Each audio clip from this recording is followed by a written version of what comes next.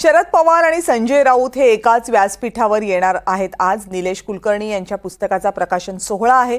त्या सोहळ्यासाठी संजय राऊत आणि शरद पवार हे नवीन महाराष्ट्र सदनामध्ये थोड्याच वेळात उपस्थित असतील.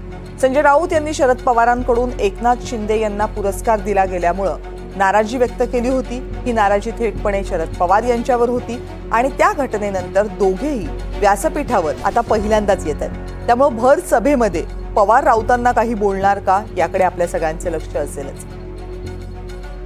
शरद पवारांबद्दल माझी कोणतीही नाराजी नाहीये असं स्पष्टीकरण मात्र संजय राऊतांनी दिलंय आणि शिंदेंना पुरस्कार देणाऱ्या समितीची चौकशी करा अशी मागणी केली. साहेबांना आज तुम्ही स्वतः व्यक्तिगत काही नाराजी किंवा काही भूमिका आहे? त्यानंतर माझं पवार साहेबांशी 10 वेळा बोलणं झालेलं आहे ना.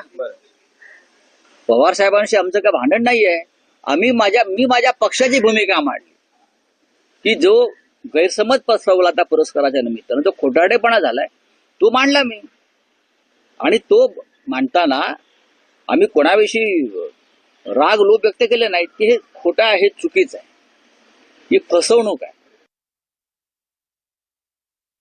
तो पुरस्कार अखिल भारतीय मराठी साहित्य संमेलनाचा नव्हता.